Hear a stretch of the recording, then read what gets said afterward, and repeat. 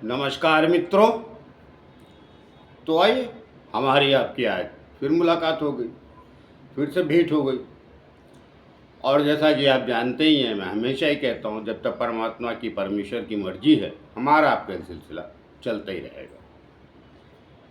तो आज बात करने वाला हूँ मैं मेष लग्न और मेष राशि मई 2025 का महीना जो रहेगा वो कैसा रहेगा।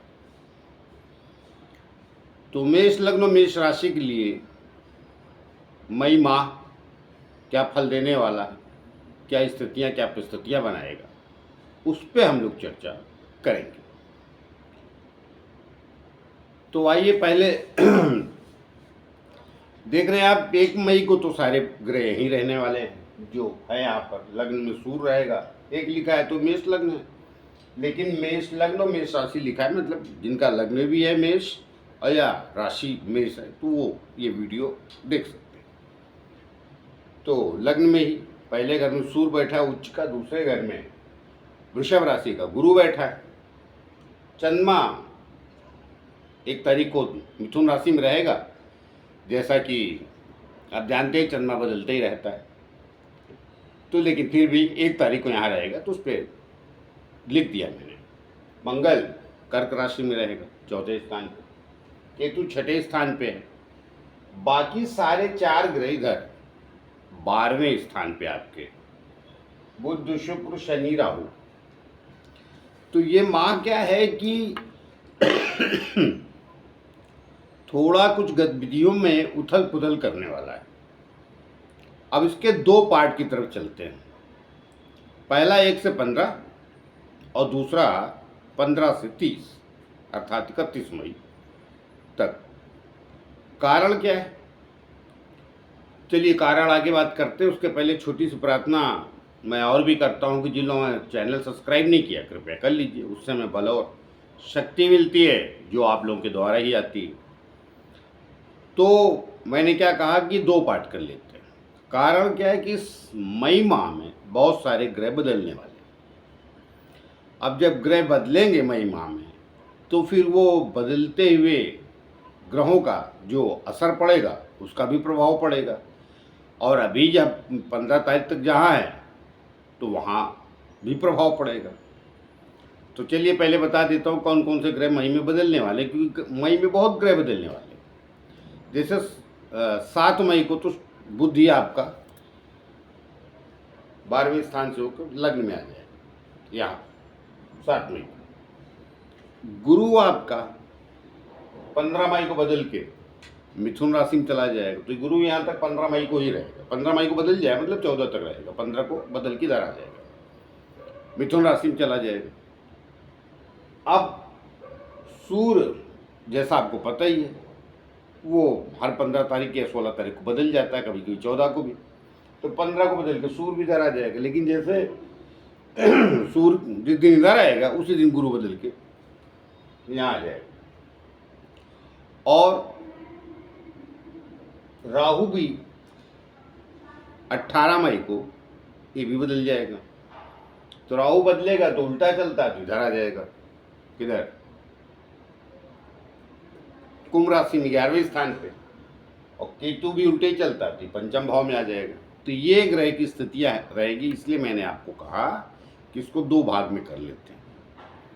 तो आपका ही क्या, बाकी लग्नों का भी बताएंगे, उनको भी 2 भाग में ही करना पड़ेगा। तो अब देखिए 15 तक स्थितियां क्या हैं। 15 तक आपका सूर्य उच्च का है, मगर 4 ग्रह एक स्थान पे रहें वो अच्छी बात नहीं है, कम से कम तब जो 12वें स्थान पे हों। तो 12वें स्थान पे वो 2 क्रूर ग्रहों से 2 शुभ ग्रह प्रभावित हैं। और आपके लग्न में तो बुध भी अच्छे परिणाम देता नहीं, सूर्य भी कुछ न कुछ शुक्र भी कुछ न कुछ मारक फल देता है। तो अब वो हल्के फुल्के ही प्रभाव देगा सूर्य और बुध और शुक्र। बात मेन क्या है, शनि महाराज की। शनि आपके कर्म स्थान और लाभ स्थान का स्वामी होकर 12वें चला गया। अब वही बुध भी बैठा, वही राहु भी बैठा है। तो अब राहु शनि बैठ गए 12वें स्थान पे, तो ये कालखंड तो ठीक नहीं रहेगा ना।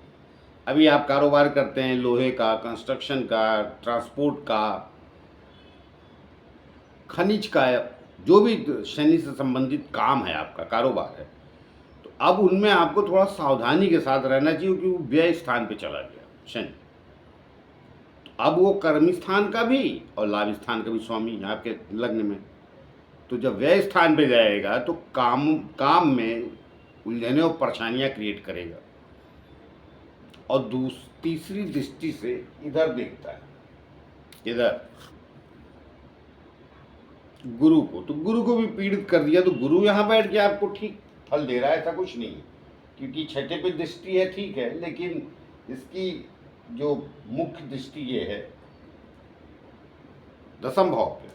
तो दसम भाव पे गुरु देख रहा है तो ठीक है, लेकिन चूंकि अब शनि से दूषित हो गया वो गुरु, तो धन भाव में बैठा और आपके लिए गुरु अच्छे परिणाम भी देता है, भाग्यस्थान का स्वामी भी है, तो वो भी थोड़ा परिणाम अच्छे नहीं दे पाएगा। तब वो करेगा क्या कि शनि की भी वहाँ दृष्टि आ जाएगी तीसरी आपकी इस स्थान से जब देखेगा यहाँ, तो ये क्या करेगा, गुरु को डिस्टर्ब करेगा और वाणी को।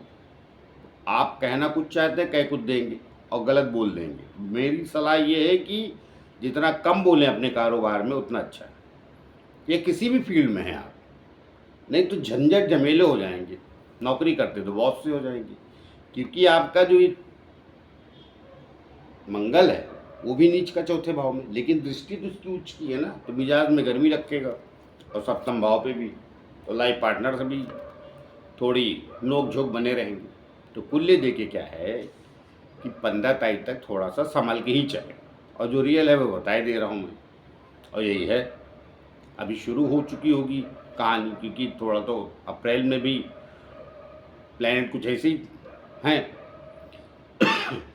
तो मई में 14 मई तक कुछ ऐसी स्थितियां बनी रहेंगी। उसका रास्ता क्या, उसका रास्ता एकदम सिंपल, सावधानी रखें, इधर गर्मी न लाएं मगज में, अभिमान आ जाएगा। स्वाभिमान में कई बार, या उसको स्वाभिमान पकड़ ली, स्वाभिमान में कई बार आप गलत बोल जाएंगे, जो सामने वाले को रास नहीं आएगा। तो चीज़ें कारोबार में भी नुकसान करेंगी और सामाजिक जीवन में भी करेंगी। तो थोड़ा शांत है। कारण क्या है कि देखिए, पंचम भाव का स्वामी सूर्य तो उच्च का ही, अब लग्न में ही सूर्य उच्च का बैठा है, तो अब लेकिन जिसकी राशि में बैठा है मेष राशि में, उसका स्वामी नीच का है। तो जब उसका स्वामी नीच का है तो उतनी उच्चता प्रदान नहीं कर पाएगा ये सूर्य, लेकिन हाँ अभिमानी और क्रोधी रूप बना देगा। तो आपको पता है कि संसार में ज़्यादातर काम जो बिगड़ते हैं वो अक्सर क्रोध में बिगड़ते हैं। तो अब क्या है कि आपको शांत रहने का ये समय है। और 12वें स्थान पे जब इतने ग्रह होते हैं तो ऐसे ही शनि राहु का तो 12वें वैसे भी अच्छा नहीं माना जाता है। बचा शुक्र, वो ठीक है, सप्तम भाव से आपके लाइफ पार्टनर का घर का मालिक है और वहाँ अच्छी गया है।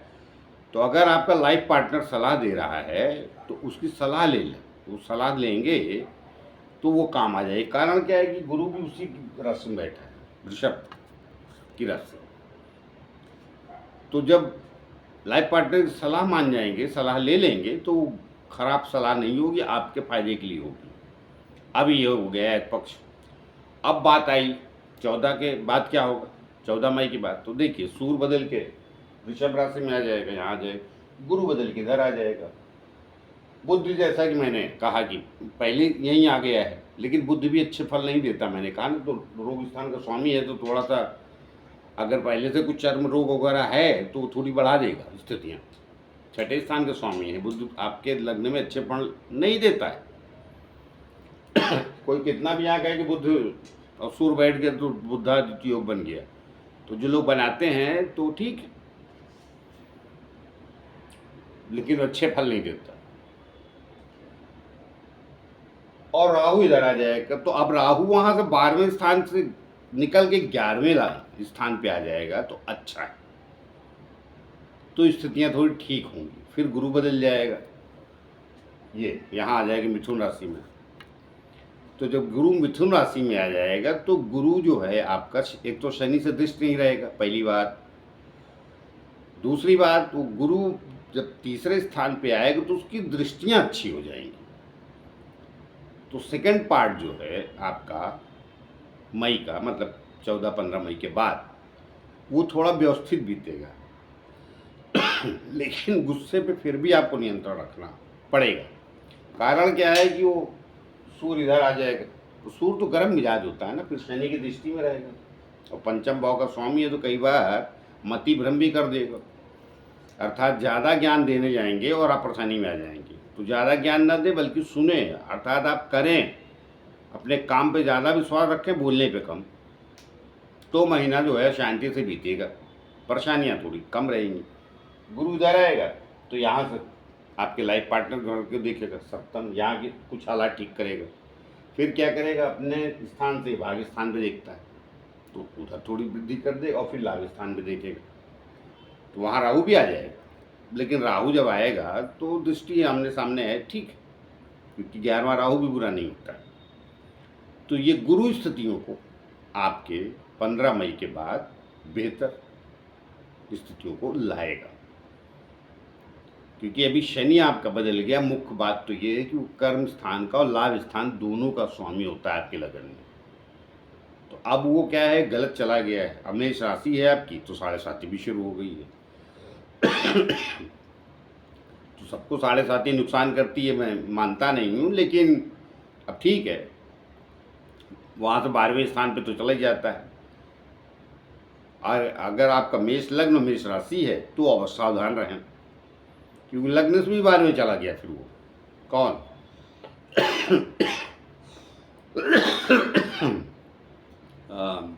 शनि। तो वो स्थान जो होता है हानि का होता है, नुकसान का होता है, साथ साथ थोड़ी रिस्पेक्ट में कमी भी आती है, तो कमी कमाएगी। जब आपको कहीं कुछ न कुछ लॉस होगा, घाटा होगा, जिससे आप चिड़चिड़ापन आएगा, गुस्सा आएगा, उससे फिर और चीज़ें जुड़ जाती है तो नुकसान होगा। तो बहुत अच्छा मैं इस माह को कह नहीं रहा हूँ, ओवरऑल जो मैंने बातें बताई, तो सावधानी का समय है थोड़ा, और सर को थोड़ा ठंडा रखने का, मतलब मूड मिजाज ठंडा रखें, तो शांति से रहेंगे तो चीज़ें सरक जाएंगी, उलझेंगे तो बिगड़ जाएंगी। क्योंकि आप भाई गुरु सरक जाएगा 14 तारीख को, तो शनि सूर्य आ जाएगा दूसरे स्थान पे, तो शनि की दृष्टि तो फिर उस पर पड़ने लगी, सूर्य पे, तो आत्मबल में कमी भी लाता है, जिससे झुंझलाहट पैदा हो। क्योंकि आप थोड़े से मेष लगन वाले हो, इससे भी मिजाज से ही गर्म होते हैं, और कई मंगल लोग लग्न में बैठे तो और गर्म होते हैं। तो अभी भी मंगल क्या है, यहाँ से बैठ के कर्म स्थान को देख रहा है, इधर देख रहा है, तो वो सब सही है। इधर सब चौथी दिन सप्तम भाव में देख रहा है, तो लाइफ पार्टनर से भी थोड़ा सा तालमेल बैठा कर रखें, उसकी सलाह मानेंगे तो सलाह सही देगी। तो कुल ले दे के मेष लग्न का और मेष राशि का माह इस तरीके से बीतेगा। जाते जाते फिर से प्रार्थना है कि जी लो माफ कीजिए को, खांसी हो गई, इसलिए बीच में वीडियो भी नहीं बना रहा था। अब मौसम बिगड़ा, क्या बिगड़ा, जो भी है थोड़ा बहुत चलता है। तो मेष लग्न मेष राशि का ये माह ऐसा रहेगा। जाते जाते फिर से प्रार्थना है कि जिन लोगों हमारे चैनल सब्सक्राइब नहीं किया, कृपया कर लीजिए, उससे हमें बल और शक्ति मिलती है, जो आप लोगों के द्वारा ही आती है। तो आइए मिलते किसी और नए विषय को लेकर, तब तक के लिए आज्ञा दीजिए। जाते जाते फिर से प्रार्थना है। नमस्कार।